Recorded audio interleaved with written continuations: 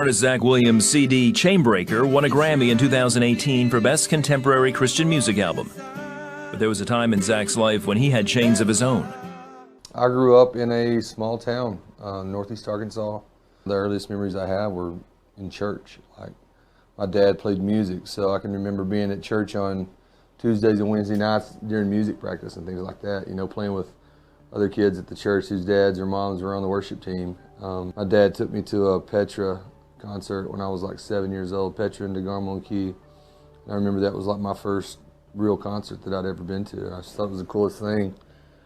And then I grew up on, you know, his old vinyl records. He had Keith Green and Russ Taff and Rich Mullins and Milo Lefevre and bands like that. But I didn't have any desire to play music. You know, growing up as a kid, I was into sports, and I thought that, you know, maybe one day if I got a basketball scholarship, I could go on and kind of get out of this small town and do something different with my life.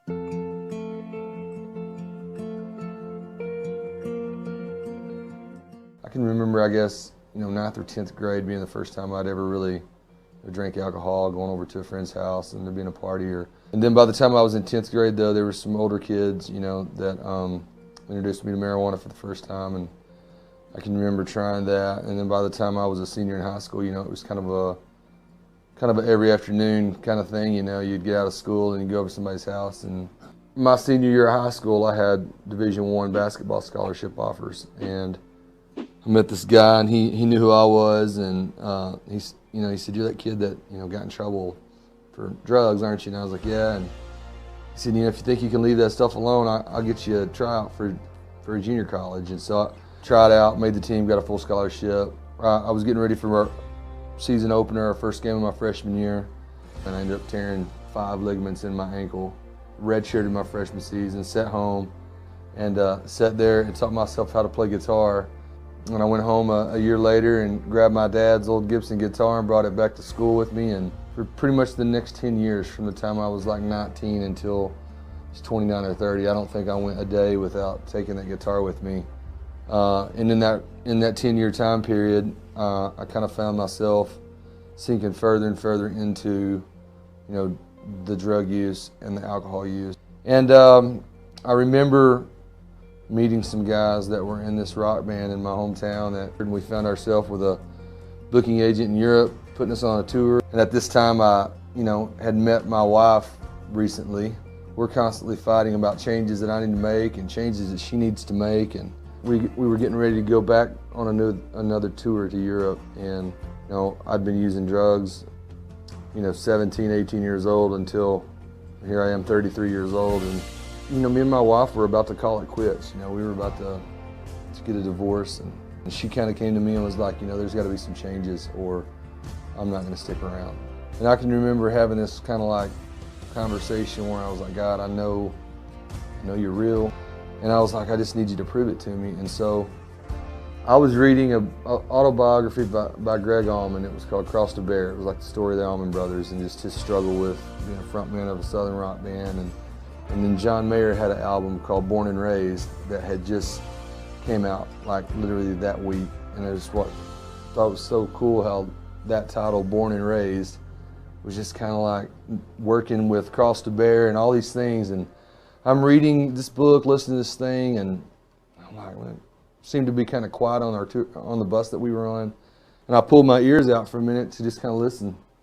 And the guy driving the bus is scanning radio stations, and he stops on a station, and it was Big Daddy Weave's Redeemed come across the radio. Then you look at this prisoner and say to me, "Son, stop fighting a fight that's already been won. And I am redeemed." You said me. And I just remember that song, man, it just hit me in a way that nothing else had ever really spoke to me in that way. And I remember calling my wife from this hotel, and I said, "Man, I'm done. I'm done with this band. I'm done with the music." And she kind of thought I was crazy. But I just remember coming home from that tour and literally canceling my shows and quitting the band. I never looked back, and I really didn't have an explanation to anybody other than, man, I got to make some changes for myself and for my family. we got involved in a church in our hometown, and these folks took us in, and we found ourselves at church every time the door was open. We were involved in anything we could get involved in, and we just surrounded ourselves with people that were accountability. And I just kind of put music down for a while. I wasn't playing music at all. I was really just trying to concentrate on, you know, my relationship with my wife and kids, and with where God wanted me to be at, and what I was supposed to do with my life. And my wife came home. She said she was going to leave to go with some women to a prison ministry trip, and I was going to stay home and watch the kids for her. And she left and came home that night, and I'll never forget, she was just, I mean, she was through the roof, like excited about what she'd been a part of. And she was telling me that, you know, she thought it was something that I'd really enjoy. And I remember saying something like, I don't really think that's something I want to be a part of. It's not really my thing. And about a month later, she signed me up to go anyway. And so I took off with her and some other women and guys from the church, and we shared our story together and our testimony. And I took a guitar and some new songs that I'd been writing, and I played a few of these new songs, and we saw just this move at this prison. We saw about 25 or 30 women give their lives to the Lord, and I was blown away. I feel like it was in that moment where God just kind of said, this is your aha moment, you know, and this is what I want you to do with your music, with what I want you to do with your life. Like, these are the people, this is the ministry I want you to have. And it was pretty clear path at that point what I was supposed to do with my music. And it wasn't long after that till the church that we were a part of offered me a job and asked me to help them launch a campus.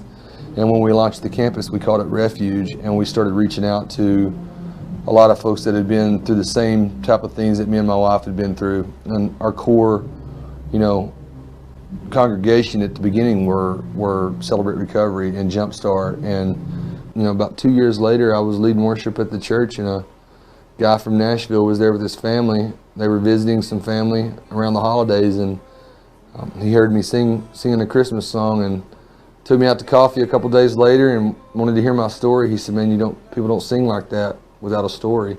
And about 6 months later, we hooked up in Nashville. I started driving over and working on songs, and I think the third, fourth trip that I drove to Nashville and we wrote Chainbreaker together. And then they played it for a meeting one day, like for the whole staff of the record label. They played the demo, and they offered me a record deal off of that demo, and I was blown away. And, you know, it's been, I guess, right at 2 years now, and it's been a whirlwind for the last few years. So He's a chain breaker. This is my first single this year, first record. Just signed to the label about a month ago, or about a year ago, and Oh, I was about to say. yeah, no. To have a song, you know, my first single go Wow. #1 and be nominated for a Grammy has been pretty cool. Hey, Nicole C. Mullen here again with the incredible Zach Williams. Thank you. Yep, and so he was nominated. You were nominated today Yeah. for 5 Dove Awards. Yes, ma'am. And you won 2. 2 of them.